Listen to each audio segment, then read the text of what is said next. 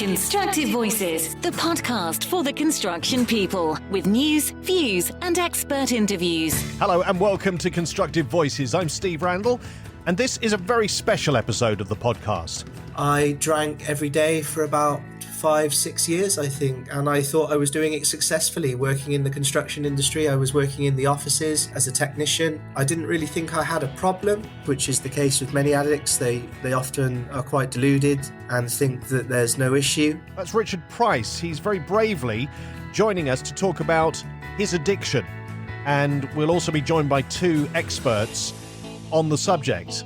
It's going to be an interesting insight into how the construction industry has issues with addiction and how there is help out there. And of course, I'm joined, as always, by Peter Finn, Pete the Builder, in just a moment. Constructive Voices media partner in Ireland and the United Kingdom is Construction Industry News. Since 2002, Construction Industry News has been focused on the very latest projects and developments within the UK and Ireland. So, Pete, how's things? Not too bad, Steve. And yourself, how are you keeping? Yeah, I'm good, thank you. Very good. We have an interesting episode today. It's perhaps slightly different to what we have talked about previously. And we've got three guests, but without meaning to demean two of them, I think let's focus on Richard, who has a very, very powerful story to tell in this episode. He has been in the construction industry since qualifying at university. He's had a very, very tough time with alcohol addiction, and he came to us and said he wanted to share his story, which I think in itself is an incredibly brave thing to do. Yeah, without the shadow of a doubt, the first step in any process is to speak about any problem that you may have in your life. And look, in Richard's case, you know, we're talking about addiction here, and we're talking about obviously something that's very personal to him in his life. So Richard is going to give us a very open and honest expression of how addiction, and in his case, it's alcoholism, affected his life. He is a construction worker. He had worked on site and then moved into the technology side of construction. And he gives us a very honest and open picture as to how his life got so badly affected by his addiction. And unfortunately, Steve, it is without the shadow of a doubt something that is relevant to our industry, to an awful lot of people, unfortunately. And I'm sure a lot of people that are going to listen to this podcast will know somebody that may have had an addiction problem or may have had an addiction problem themselves. And I think maybe listening to this will certainly resonate with them. Yeah, and as somebody who runs a construction company, I mean, is this something that you have seen maybe with people you've worked with, and how do you deal with that in that situation? Yeah, look, it's a very tricky situation. Look, we all have our careers, and you know, our careers are orientated around construction, but we all are humans, and we all have life issues, life problems outside of our work. But the two absolutely cross over, and the two are entwined. In construction, there was, I suppose, a culture over the years in some aspects of it where, you know, going for a few points at the end of a week was something that was the norm. There's no doubt about it that other similar problems have arisen. We obviously have a serious drug issue within our culture at the moment, and that's a global issue. And again, when it comes to construction, you've got to make sure that the people who are on site are safe, they're working safe, and that they are fully coherent and fit to work. If a construction worker or an employee is doing something outside of their working time that is affecting their performance on site, without the shadow of a doubt, it has to be addressed. And there are procedures in place now, and there are supports there for people much more than there was previously. And there's no such thing as turning the blind eye anymore. That era and that time has gone. So hearing the story that Richard has is for me, it's a positive story, because he is absolutely given us an open book as to how his life went in that direction, and also how he has addressed that and the positive effect of that on his life. So it's a very positive thing. I have had friends and family who have had addiction problems, and I've seen the devastating effect that has on family and friends and on their careers as well. So, you know, it's not something that we should overlook, or it's not something that has gone with the new generation of people coming through. So this story, I think, is very relevant to us as the construction industry. And look, I'm delighted that we're doing what we always do here on Constructive Voices, which is speaking about the issues that need to be spoken about. Really, really interesting stuff, and really looking forward to hearing it. Well said, as always, Pete. Let's hear from our three guests. Hi, my name is Richard Price. I've been working in the construction industry for many years now. I started out as a labourer, a bricklayer's labourer. I now work as a building information modelling technician. And just really happy to be here. Hi, I'm Mark Preston. I'm the CEO of New Foundation Counselling. We provide an EAP counselling support for people working in the construction industry. Myself, I've been in construction for over 40 years. I'm a career quantity surveyor and project manager, specialising in dispute resolution. But as you do when you're a career quantity surveyor, I dual qualified as a psychotherapist about 10 years ago, and spent my training hours in an alcohol agency. I'm Dr. Lucas Troutman, Medical Director of the Oxford Treatment Center here in Mississippi. Oxford Treatment Center is a 124-bed residential treatment center with equine therapy on 110 acres. I'm an addiction psychiatrist, and I treat people suffering from substance use disorders on a daily basis, and have since 2003 when I finished my medical training. Excellent. Well, welcome to all of you. Now, Richard, let me come to you first of all. Tell me about your addiction and how things in the construction industry, how your work, how your life led you to that point. I'm an alcoholic. I'm somebody who cannot use alcohol safely.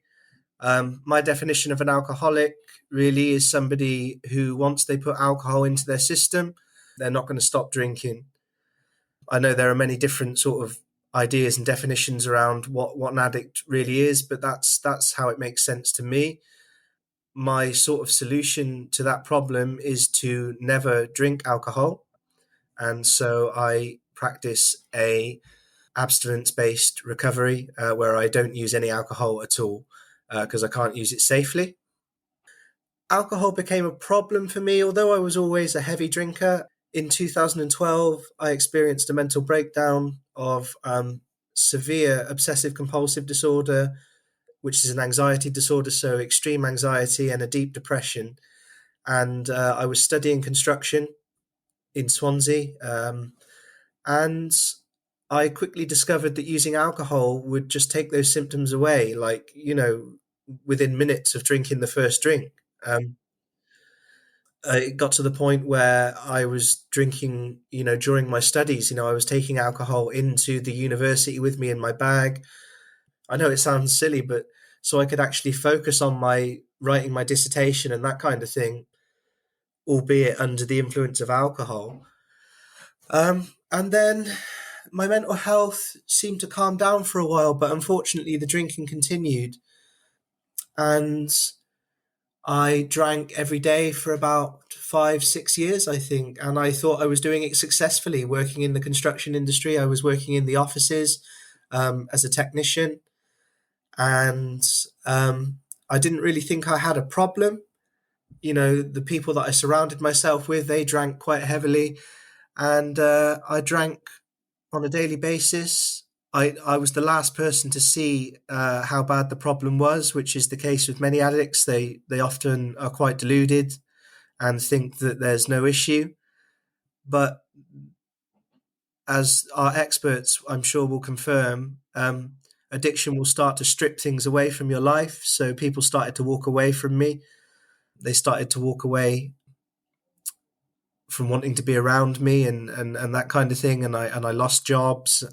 I lost friends and I lost partners, and it was all down to, I would love to blame it on just the alcohol, but it's down to my behavior. It was unacceptable, the way I was behaving when I was drinking heavily, and everything just sort of spiraled out of control, really. It's interesting that you refer to Mark and Lucas as experts, and they certainly are experts, but don't underestimate the expertise that you have through lived experience in this. I certainly have that lived experience. Yeah. Absolutely. And what's really interesting with this is that you identified OCD as being an issue that was there even before you kind of got into the construction industry. During your studies, that was obviously a big problem. And had that been a problem during your childhood as well? It's funny, actually, because I would have said no, but through various therapies that I've undertaken, we've actually seen that there was obsessive compulsive behaviors early on in childhood. There was anxiety there. But that sort of all lay dormant for many years, and then it just erupted in 2012, almost in an instant. It's really difficult to explain, but it's like a switch just went off in my head, and everything changed, and everything has been changed since then. I've never gotten back to the way I was before, which is hard sometimes because life can be tough. But it's learning to try and do it without something like alcohol, which is a drug. It's a legal drug that we have in the UK and in America, and lots of people are using it to try and manage pain and trauma and issues and that kind of thing. Mark, let me bring you in on this. I mean, you've heard Richard's story. I know all stories are going to be different, but is that fairly typical of the stories that you hear from those who come to you requiring help? Well, first I'm going to say, Richard, that was incredibly brave for you to say all those things, and we feel sort of privileged that you can share that with us. Thank you. I've heard similar stories, but everybody is unique in their own journey. Some people have suffered trauma in their life, and drink to cover it up. Some people have family issues. So there are lots of variations on a theme. But what is quite common is it can take a very long time for an individual to recognise their problem. It can take longer still to take ownership of that problem, and yet still further time for someone to want to seek help for that problem. And the fact that Richard has gone through that journey and taken ownership and got the help is a message that is worth everyone listening to, because having taken the ownership and recognising the problem, there is a solution. Recovery is possible.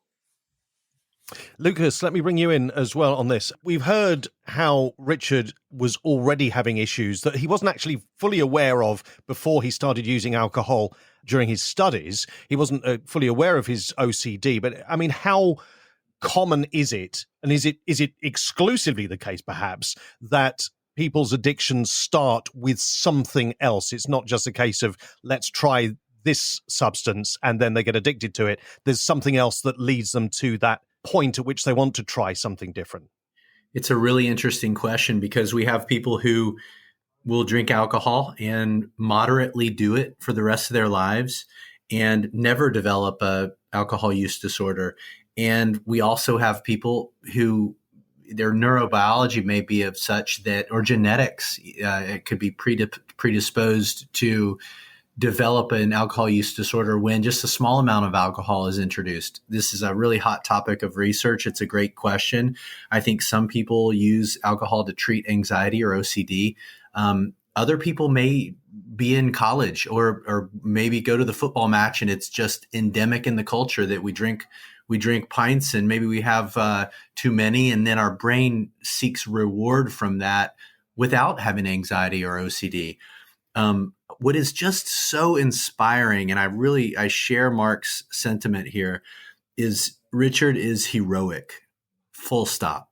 His humility, his honesty, his transformation, his public testimony and advocacy in this sphere is life-saving. The reason I say that is because, alcohol use disorder is a chronically relapsing and remitting neurobiological disorder where stopping drinking for a month or 3 months is common. And people who have alcoholism, they'll find lots of reasons not to make the full commitment to abstinence. They'll say, well, I quit drinking. Well, I'm not hiding alcohol. I'm still going to work. So there's all kinds of reasons. My liver is failing, but you know what? I am committed to never drinking again. What we do as physicians, and what Mark does as a therapist, I'm sure, is we really try to meet the patients where they're at. And we try to help them understand the consequences of further drinking or failed attempts at moderate drinking. And Rich is the ideal outcome of what we try to accomplish in medicine. It's someone who has taken full accountability, has made a life transformation that no doubt has impacted relationships in a positive way, career in a positive way. And here he is able to articulate in such a beautiful way his journey and accept the fact and embrace the fact that alcohol, much like a peanut allergy, alcohol is not to be introduced again because the neurobiology will fire up, cravings will happen. And it's almost like a deadly allergy. So what an inspiring thing to hear from Rich. I wanted to put that out there.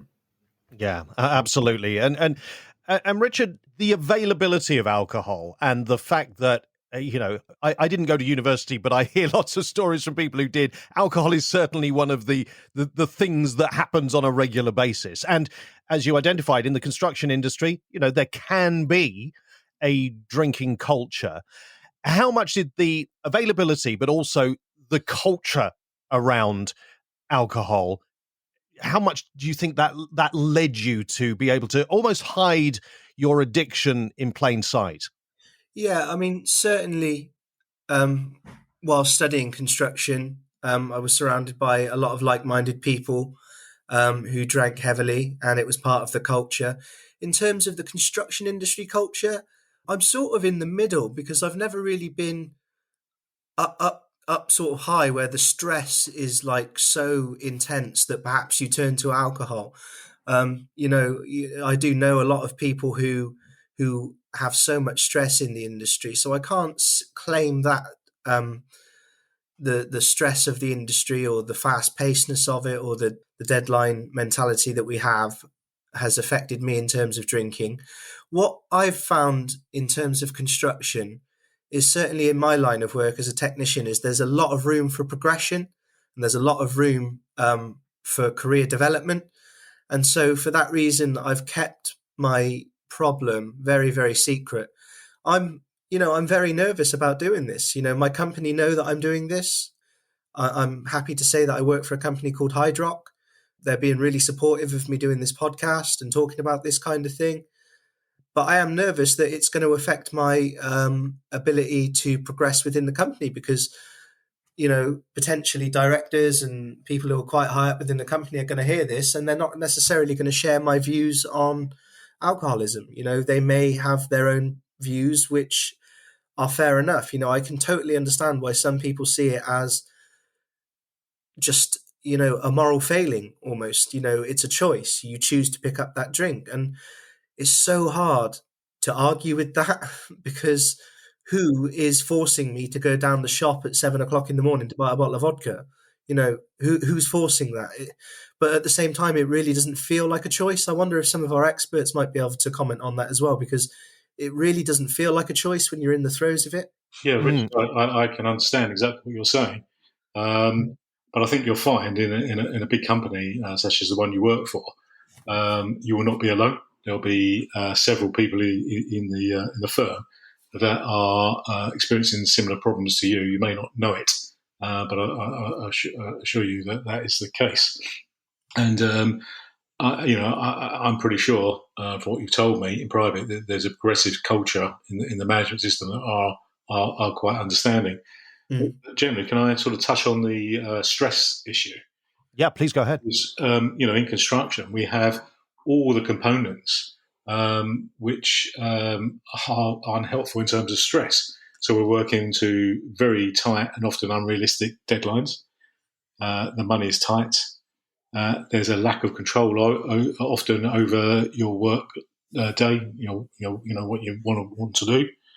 the nature of construction often requires people to work away from home or travel long distances. There is poor management and certainly a lack of understanding of the issue, and they don't know what to look for, and therefore they don't know how to help. And the working conditions are very, very poor. I was on a speaker platform at the Construction Expo a couple of years ago, or just before COVID. It was led by a guy who wrote the book Happy by Design. And it's all about the impact of the working environment on mental health. And they followed a conversation about the impact of windows and, whether they're drafty and, the glare factor and how, a poorly designed window could impact on mental health. And they went down the panel and asked everyone's opinion. And I said, for my clients, the question is, what is a window? Because they're working outside. They are not bothered about whether a window's drafty or glare, because they're working in either baking hot sunshine or freezing cold or windy or raining conditions. And, the impact that has day after day on someone's, behaviour and their stress levels and the propensity to go and have a warming whiskey in the evening is very high. And what I'd like to see is through this sort of media and through people's honesty, such as Richard's exposure, is for people to understand the frequency of alcoholism in the industry and what components there are that make it very prevalent. Absolutely. Rich talked about people maybe thinking that he has a choice whether to pick up a drink or not. And when you first start drinking, and for most of us who don't have an alcohol addiction, it is a choice whether we pick up that drink or not. But maybe just kind of talk a little bit about how that choice is taken away from you when addiction kicks in, whether it's alcohol or whether it's drugs or whether it's gambling or, whatever it may be. We lose control of our ability to make that choice and should not feel any blame in that sense. Yeah, I mean, I'm not an expert in the science, but I do understand that alcohol does have an impact on the brain and realigns the neurons within the brain. And therefore, when someone goes through a lapse or a relapse, the brain sort of takes over and it becomes less of a matter of a choice. So, it sometimes takes a cycle of lapse or relapse for the addicted person to realise that they have to have total abstinence to stay in recovery mode. So, there's not always a choice in the way that some people think that there might be. People have a misconception that, well, I don't drink. Why can't he not drink? If you put this substance called alcohol in your system and you have a genetic predisposition, or even if you don't, alcohol is going to work on the GABA receptor, the relaxation receptor in your brain. It's going to create relaxation. However, as time goes on, the GABA receptor will start to dysfunction. So without alcohol, you have downregulated the amount of relaxation receptors you have. And you've upregulated the amount of glutamate you have. And glutamate can be very stimulating and make you feel rotten. So someone who's put alcohol in their system consistently for months or years, when they just put that alcohol down, they have a changed brain. They have downregulated their GABA, upregulated their glutamate, and they feel terrible. So there's a neurobiological reason why it's very, very hard to stop drinking on your own. Richard, you're an example of because of the assessment you did of what you needed for recovery, you discovered that treatment works. But it takes the honesty to say something has changed within me and I need help to get better. And you did that. It's just so beautiful. Brilliant. Thanks for that. Rich, I mean, support is a huge part of this, isn't it? Because not just from your company, and you said, they've been fantastic and have been very supportive with you, but also those that you work with on a day-to-day basis, and of course, family and friends outside of the work environment. The support of those people is huge. And I would suggest, particularly with something like alcohol, which is so prevalent in our society, that actually there's always that thing of, oh, go on, just have a drink, But actually those who are being supportive need to understand that that isn't something they want to be trying to get you to do, and that actually being supportive is a really important part of this. Yeah, absolutely. I wouldn't. I don't think it's too extreme to say I might not be here if I didn't have the support of, firstly, my family, who never gave up on me, even though I think they were shocked to see how far down the road I'd gone. I have an incredible girlfriend who stood by me. We have this way, addicts, sometimes of finding these very special people. And she's definitely one of those people in my life that's seen me at my worst and stuck by me. So I was very, very lucky to have people really stick by me like that. I've been involved with rehab and I've been involved with certain support circles. And so sitting in a room with people with the same issue often is a real, real benefit, and sort of peer support and that kind of thing. I really do recommend for anybody who's struggling with addiction. Yeah, and the company I work for have been incredibly supportive. You know, this is a real taboo subject, and I'm sure there are people in the company who probably disagree with what I'm doing here. You know, because you want to portray an image of competence and trustworthiness and reliability, and all those things are not necessarily associated when people think of what an addict is. I'd like to think you're wrong, and I think to a degree you are. That you know we all have mental health in the same way as have physical health, and sometimes our mental health is not great, and when it extends to having an addiction. People with addictions, I'm sure you agree, Rich, are experts in hiding it.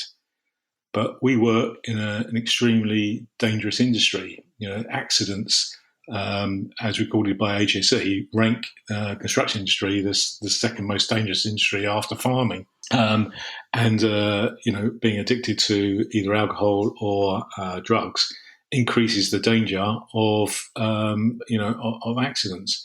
And that's why there needs to be, in my opinion, a lot more training amongst management so that they can spot more easily, against the backdrop of someone hiding their addiction, the signs that there is potentially a problem. So looking for reasons for unexplained or frequent absences, for looking at changing people's behaviour, looking at unexplained dips in productivity, trying to measure and recognise that the person may be involved in more accidents or near misses, or their performance or conduct issues, or that there are, despite what I said about the stresses which are very prevalent, that the stress levels have increased in relation to, say, a new project, a new promotion, or different people entering into the industry, or as a result of illness, or as a result of family or relationship problems. And, I think we are doing reasonably well in training up mental health first aiders, but that's probably not, far enough in terms of training to what to look for in terms of, drug and alcohol misuse. I mean, do you agree, Rich? Yeah, absolutely. I agree. And, I am a mental health first aider within the company I work for. And the fact that I'm an addict is on my bio on the intranet. But yeah, certainly more awareness around these problems, because in my experience, people tend to get very awkward if you try and talk about these kind of things. They don't really know how to react to them. Lucas, Rich's story there is such an important one to share, and I think really important to say. Rich said, people may see it as a sign of weakness that he's talking about this, but actually it feels to me as a layperson, certainly not an expert in this, that actually him talking about it is showing a huge amount of confidence, and putting himself out there is such an important step for him, but also for everybody else listening. That's exactly right. Here in the United States, we have these naval special warfare officers called the U.S. Navy SEALs, and one of the hallmarks of their ethos is to what they say is take extreme ownership of your liabilities. And only in doing that can you understand how to get better. It's just a complete honesty process of where are my liabilities and how can I improve them, rather than, faking it that everything's okay and, no big deal. You're not truly looking at liabilities unless you take a long, honest look in the mirror. And that's what Richard did. That is the ultimate sign of strength, in my opinion, is to have the ego strength that Richard has, to take the look in the mirror, take accountability of the liabilities, of the weaknesses, and then address them. And then that becomes a strength. Then he's a mental health first aider. He has a public testimony, which is saving lives, bringing people to treatment. He's probably even a part of the transformation within this very supportive company, which is going to save more lives and bring more people to treatment. Mark, just sort of diverging slightly from Richard's story, and I don't want to even ask Richard whether this became a factor, because that's not what he's here to talk about. But we know that in the construction industry, there is a wider issue with mental health, and rates of suicide are shocking in the industry. When people open up and they start to talk to you about, maybe it's their addictions, maybe it's mental health in more general terms, do you find that they are alluding to considering suicide? Yeah, sometimes that is the case. And obviously, that has to be dealt with extremely promptly and seriously. But, once someone has disclosed, usually they are less likely to go through with it. But the first job of a counsellor will be to assess how far they've gone in their suicide ideation. And obviously, if they really planned it out, the risk level, is very high. But if they're just sort of expressing random thoughts, it can usually be managed. Some counsellors reach suicide pacts with their clients, whereby they undertake not to commit suicide until they've discussed it further with their counsellor. That might seem an odd thing to do, but it is extremely effective. And there are obviously special agencies, out there that can help with suicide. And obviously the Samaritans is one where they've got a lot of experts, easy to reach on the phone 24/7. But, unfortunately, as you know, there is a high failure record because the suicide level in the industry is extremely high. And one of our missions is to make sure that everyone really does understand what I said earlier, that everybody has mental health. And where it's impacted, it's good to go and talk. It's good to go and seek professional help. And in that way, we can more successfully deal with the issues rather than let them creep into potential suicide.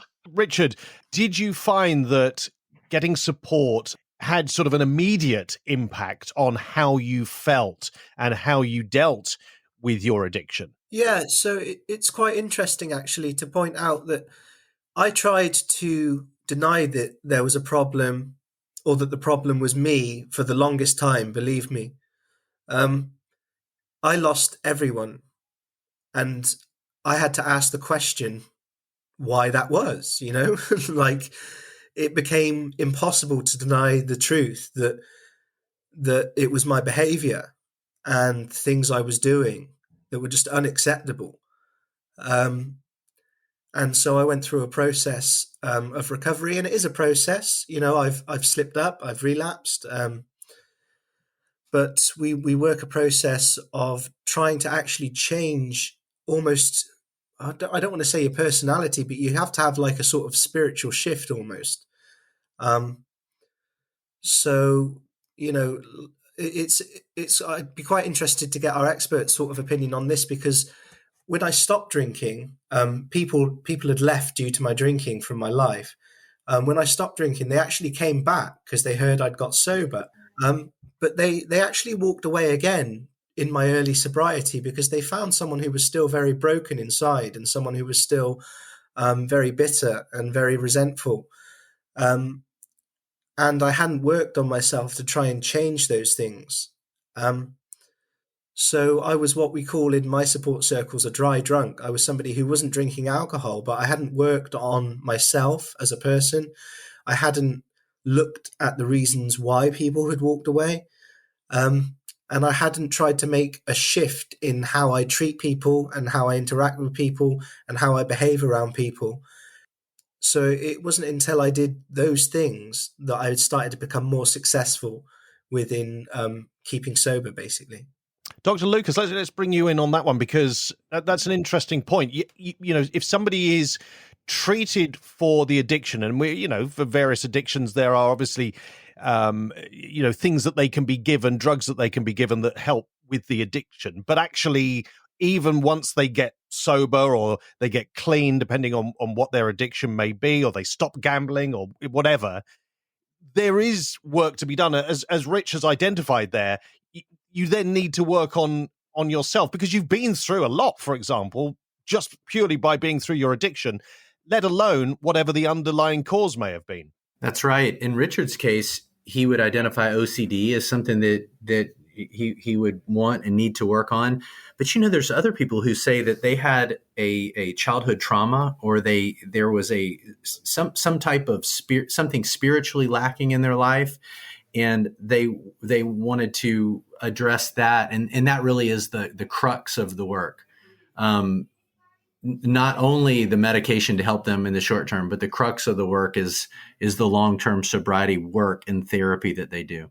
And I suppose there's a whole area, Mark, on sort of learning to love yourself again, because once you've got to the stage that Rich obviously did, where he identified that, having denied that he was the problem, his behavior was the problem for so long, he then got to the point where he realized, oh no, it was my behavior.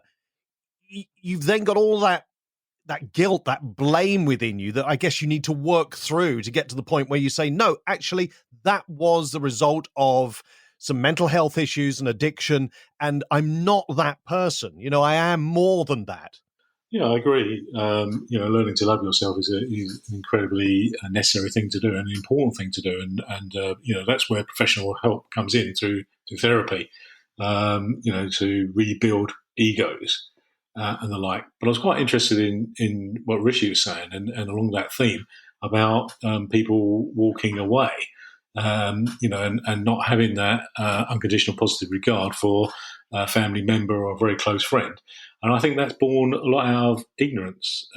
So you've got the self-ignorance in terms of, blame and what you're saying in terms of not loving yourself. But everyone sort of adding to that through their own ignorance and not accepting, this thing about mental health, that we all have it. And, unless we can get, a wider acceptance of that, it's going to be very difficult. If someone unfortunately has a diagnosis of cancer and that affects their personality, everyone will still gather around, won't they? They'll say, oh, poor chap, poor lady, or whatever it is. They'll offer their unconditional support and accept behaviour changes and the like. But if someone's suffering from mental health issues and that leads them into addictions of any sort, alcohol we're talking about today, there's not that same degree of acceptance, but we all still have mental health in the same way as physical health. But our reaction to it, our self-reaction to it, and the reaction of people around us is very, very different. And the root cause of this is the taboo and the lack of knowledge as to the cause, and the fact that the real person's still in there. I mean, that's interesting, Richard. That whole thing of ignorance, people not understanding what you've gone through. How do you feel about that? Is it the case that those people who came back into your life and then have left, that they just didn't understand that this was an addiction? Okay, you may be able now to not drink, but you still have some issues that actually you could really use their support for. Was it the case they didn't understand that, or that they did understand that and they thought, no, that's not for me, I'm not getting involved in this? I think personally, from my perspective of what happened, they tried their best to deal with me, and I dragged them through hell, and they tried again, and eventually they said, enough's enough. And it's like you guys mentioned just a moment ago, it's about trying to build yourself back up now. And I mentioned, I've got that support, particularly from my mother and particularly from my girlfriend. I'm trying to learn to, I'm in that process at the moment of trying to process the past and move on from it, and say I'm not that person anymore. I try and practice very simple things like if I haven't got anything nice to say, I try not to say it, and that's difficult sometimes because I'm a human being. I want and sometimes I want to criticize and I want to I can get angry and frustrated and like anybody else, but I just feel like I really want to make a real effort to just do as little damage as possible after doing quite a lot of damage, basically. Lucas, simple steps. That's a key takeaway that I got there from Richard, because sometimes people who have any kind of issue, they just want it sorted. They want the whole thing solved. That's just not the way it is sometimes. You need to take those simple steps, and you need to set yourself realistic goals, I suppose, and manage them piece by piece. Absolutely. I love what Mark said about unconditional positive regard. 2 days ago, I was in the ICU with a patient who had 46-year-old lady with severe liver dysfunction. And she said, I absolutely don't want to drink. I will not drink. I'm so committed. And she meant it. If we hooked her up to a polygraph, she wasn't lying. She's committed to not drinking. However, she's never been to treatment, never done the work. That resistance to treatment, it's way more helpful for the clinician to meet that person with unconditional positive regard. It's such a great phrase. And once we talked about the need for treatment, that alcoholism is a chronically relapsing and remitting disease, and just because she's committed to not drinking today, it doesn't mean that those neurotransmitters will cause cravings down the road, and she needs to be treated. And so she asked me, are you saying I can never drink again? And it was a final, question. And I said, it's from a medical standpoint, the answer because your liver is failing. But what I hear people say that is more helpful to hear for you at this moment in the ICU is that we're going to take this one day at a time. And one day at a time is the small step. It's what Rich described. It's the thing that will put one day at a time together for 365 days for multiple years and forever, which I have no doubt Rich is going to achieve. But people have said that those small steps, it's much more helpful to talk about than a long forever final choice. And let's talk about an element of treatment that possibly could be part of a treatment program. This I know is something which is kind of to the side of what we're talking about here, but you own and you're the head coach of Stardust Jiu-Jitsu in Memphis, and you mentor a team of children and adolescents from disadvantaged backgrounds in Brazilian jiu-jitsu. Mm-hmm. How do you feel sort of things like a martial art or a physical activity, or I suppose any alternative focus other than the addiction, can help as part of a treatment program? I think it's vital. It's social connectivity. We have a student who's in a wheelchair, and we're also a wrestling gym. So obviously a student in a wheelchair isn't gonna wrestle, but there are self-defense techniques that are valuable if someone were to get attacked who's in a wheelchair, and that person is part of our tribe. And so it's the social connectivity, which really just absolutely transcends anything we're doing on those mats. The social connectivity. In fact, in Sardinia, they did a study on why are so many people living past 100 years old? Well, really in-depth study. And there's an interesting TED talk on this that you can see on YouTube. But more important than what they ate and their exercise and if they smoked or not was social connectivity. So I think really that is the key, whether it's getting on a recreational football team.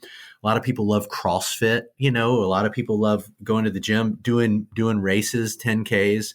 We've found that Brazilian Jiu-Jitsu, because it can be more gentle than the ballistic wrestling that you see in the Olympics, people can do it. And they can even do it a little bit if they're in a wheelchair and still be part of the tribe. And that will yield social connectivity and hopefully long-term sobriety. It's a great tool.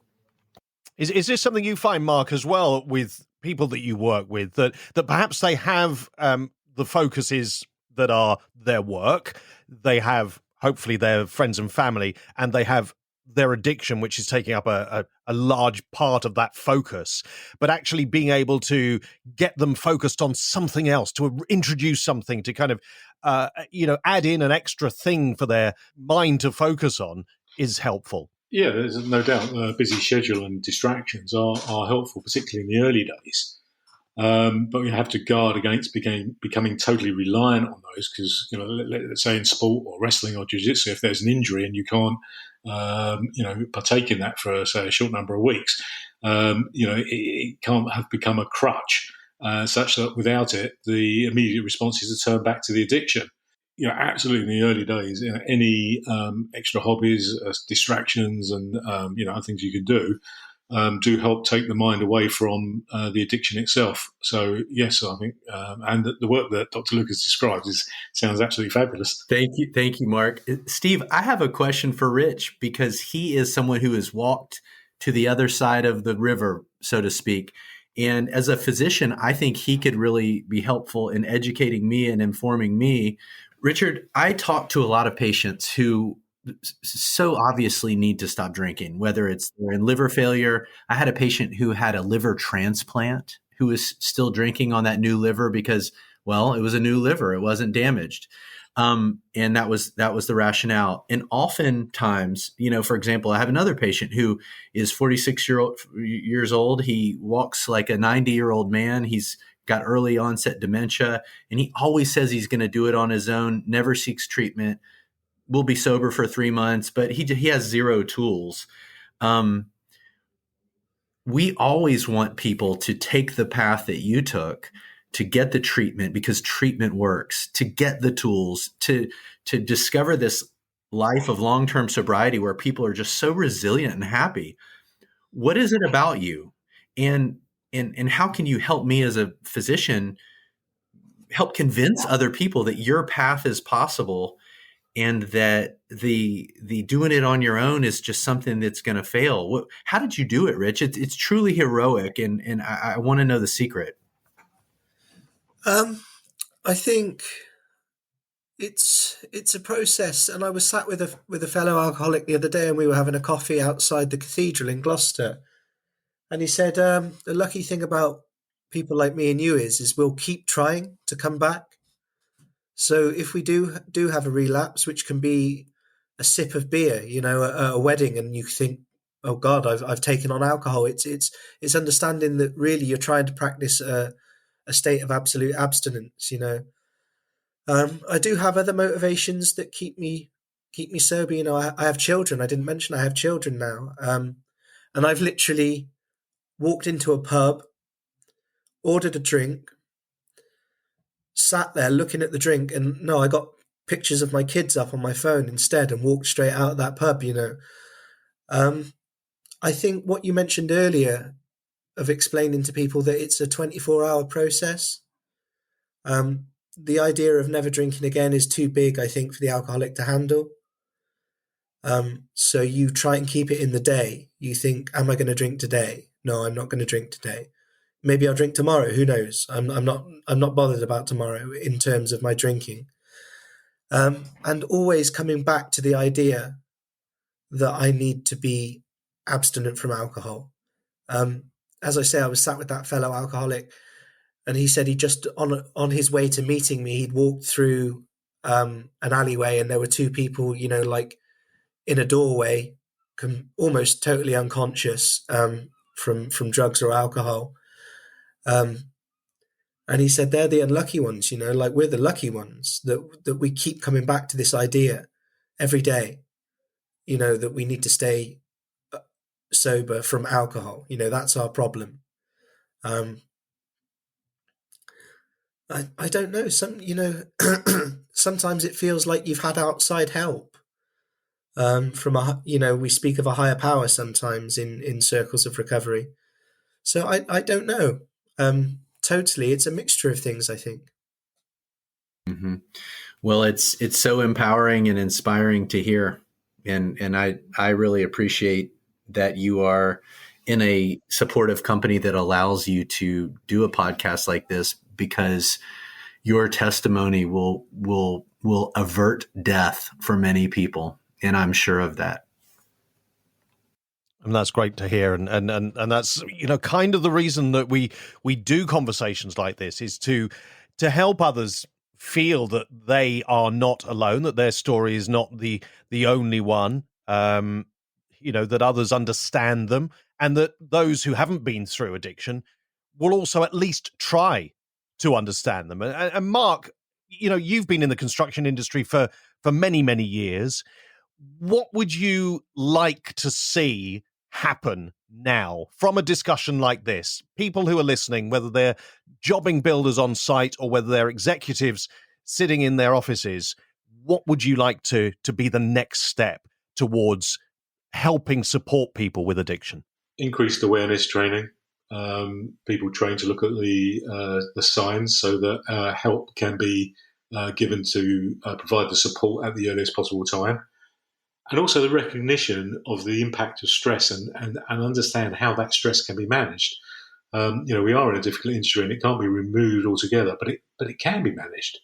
And it was interesting. Rich said that he didn't feel that stress sometimes in his own work, which just demonstrates that if someone's looking at the processes, the workload can be spread. People can be asked, how they want to do the work, so they can manage more easily their own work processes, which reduces stress. And if all these things come together, the ability to talk about it, the ability to see the signs, the ability to manage stress, and the awareness of how and when to get support, then I think that we can make some big strides forwards to reduce suicide in the industry and reduce the accidents that undoubtedly come as a result of people working when they shouldn't do under the influence of drugs or alcohol. And I guess that awareness training needs to be cultural. It needs to be throughout the whole of every organisation, because if just managers go on it or just those on site go on it, that doesn't cover it off everywhere. No, absolutely. It has to be right through the chain. And one of the issues that I have in the industry, noticing the difference between tier one contractors and those right down the bottom of the supply chain. The tier one contractors are getting better at recognising and dealing with mental health support.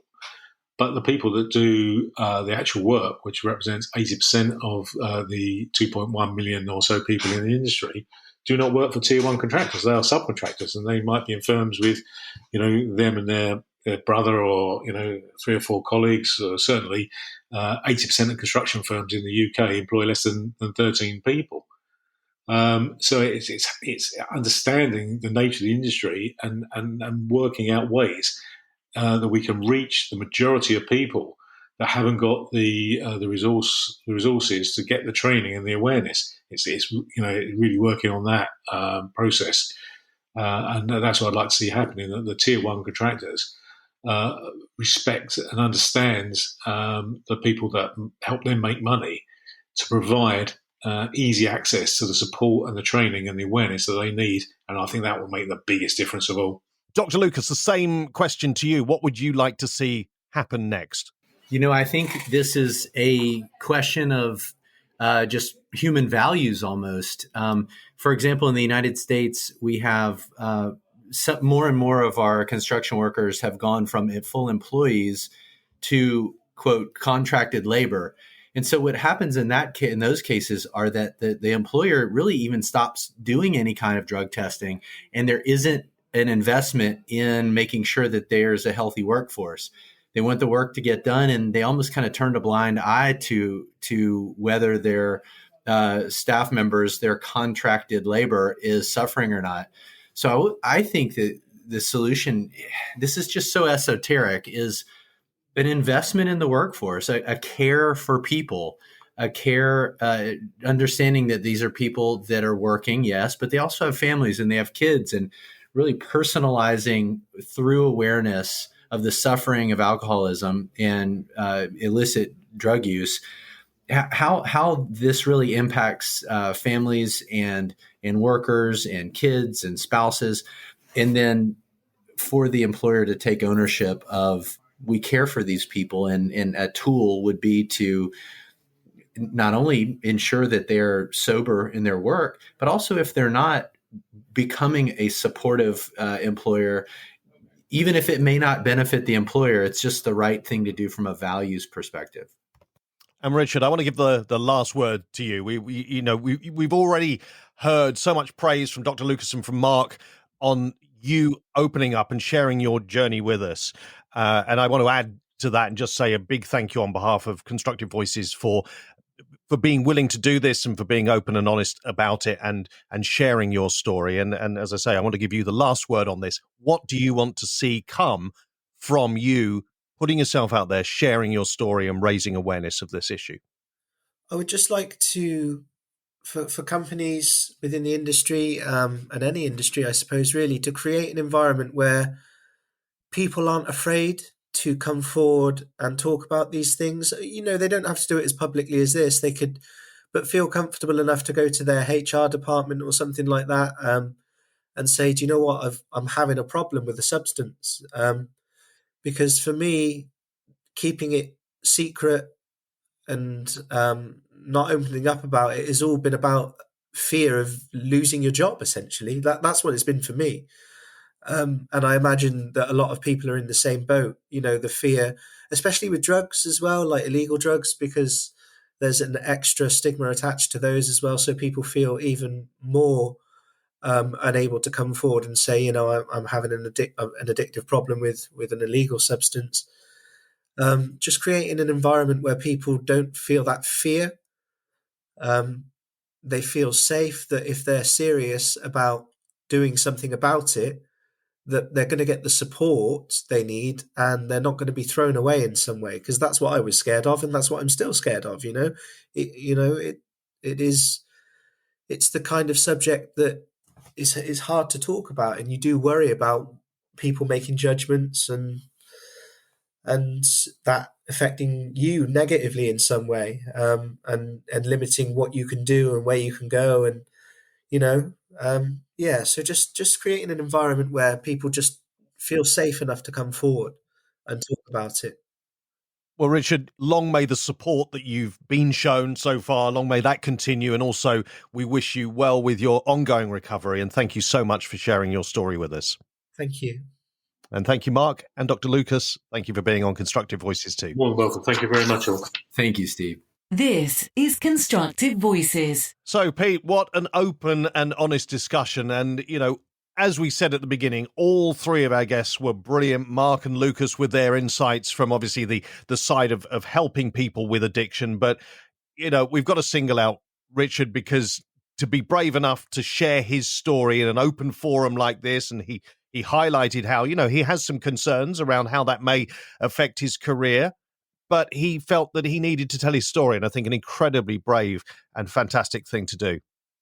Yeah, without a shadow of a doubt, absolutely, the bravery and the honesty shown by Richard there was phenomenal, and it gives you a clear and honest insight into the effects that addiction can have on your personal life and on also your family and friends, and then obviously that leads into your career. So brilliant insight, and I have to say, having such strong guests on that conversation was very important for us, because it's a sensitive subject and it's something that needs to be approached in the right way. And I really do think we had a very, very honest reflection as to how it is to be the person who has the addiction problem, and the perspectives from the people who are there to try and help and support people in these issues. So obviously, when it comes to addiction, there's long roads ahead, and the guys speak about that the every day as it comes.